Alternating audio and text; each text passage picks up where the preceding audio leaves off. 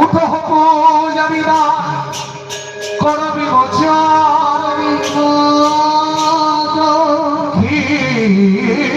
রাখিয়াছি আমি ওই শশাশির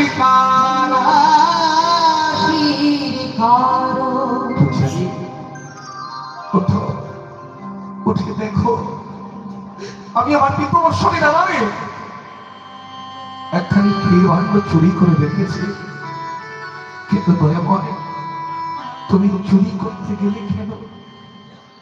আমি যদি আজকে না চুরি করতাম, আমি যে তার কাছে হেরে যেতাম। তার মনে বাসনা জেগেছে, সেই ক্ষীর ভোগিয়ে তার ভগবানকে খাওয়াবে। সে কে গো দয়াময়? তার নামটা কি একবার বলে দেবে? তার নামটা হলো শ্রীপাদ মাধবেন্দ্র পুরী। সেই মুহূর্তে